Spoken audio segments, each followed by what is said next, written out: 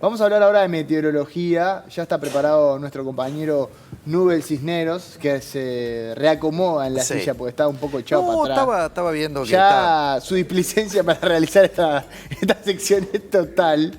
Ya no le importa nada. Pero bueno, en fin, yo desde este lado le pongo todo el ímpetu y las ganas y espero que ustedes lo puedan disfrutar tanto como yo.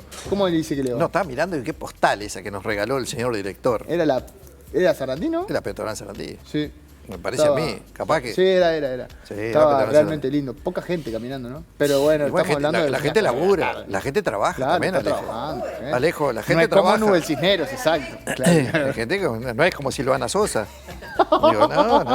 Hay una pica entre Nubel Cisneros y el detrás de cámara pasa de todo. No. Realmente pasa de todo. Y si los micrófonos hablaran, ¿verdad? De todo lo que se dice. Sí. Todo lo que me dicen. Fuera de cámara. Todo lo que me dicen. dicen. Sí, estoy anotando para hacer un libro. Una víctima.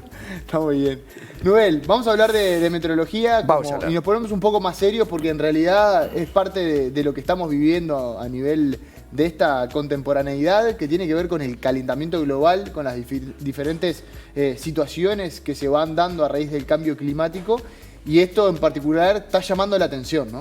Esto que vas a mencionar. Eso es un llamador de atención indudablemente. Es decir, vamos a hablar más que nada de lo que está pasando en Europa, ¿no? Es decir, hay una cosa muy rara que se está dando. Digo, bueno, y Europa, por ejemplo, se ha calentado 2 veces más que el resto del mundo, desde la década del 80 hasta estos días. Es decir, tuvo la particularidad de que el año 2022 fue el verano más caluroso de la historia europea.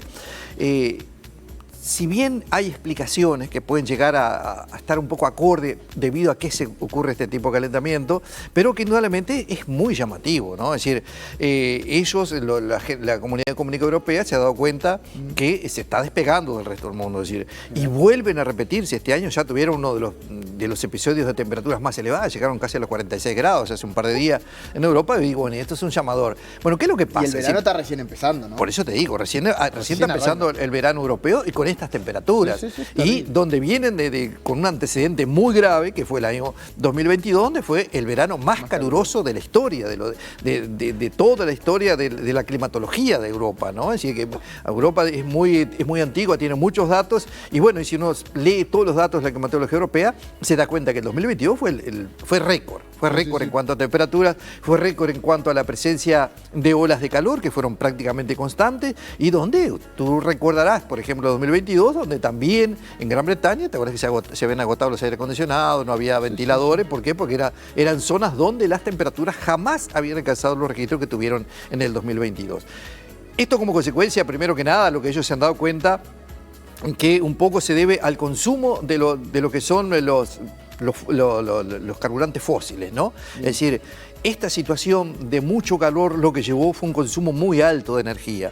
Y bueno, y ellos se dieron cuenta de que este consumo de energía, primero que nada, comenzó a derretir el Ártico, ¿no? La zona ártica. La zona ártica, como ya lo hemos mencionado en algún momento, es el ventilador de Europa, el ventilador del hemisferio norte. Entonces, si vos tenés un ventilador que comienza a fallar, donde ya no te da tanto aire como te daba hace un tiempo atrás, indudablemente que vas a sufrir las consecuencias. Y es un poco lo que se está generando.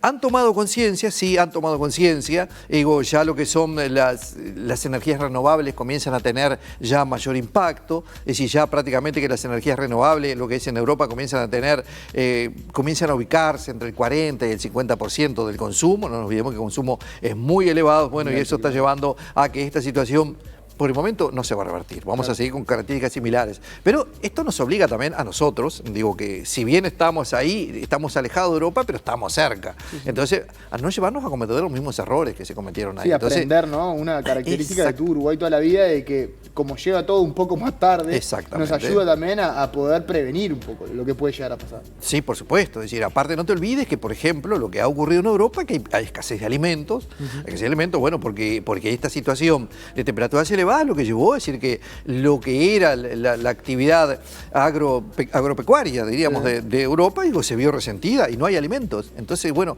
nosotros tenemos que aprender de eso. Entonces, decir, bueno, nosotros tenemos que enfocarnos quizás en conservar más determinadas zonas de Sudamérica, indudablemente, para de esa forma nosotros poder tener poder tener esa libertad de tener alimento que en algunos otros sitios del mundo no existe. Y bueno, y eso es lo que está ocurriendo y es lo que está pasando, y por el momento, como te decía Alejo, no hay cambios, y esto más que nada debido, reitero, al consumo elevadísimo en cuanto a la energía que tuvieron ellos, y es un poco como consecuencia de la actividad industrial también, ¿no? Porque el hecho de las bajas temperaturas en invierno, que también han sido fuertes, las altas en verano, se necesita, o el ser humano va a consumir un poco más de energía para paliar esa situación. Exactamente. Y es una bola de nieve de nunca acabar.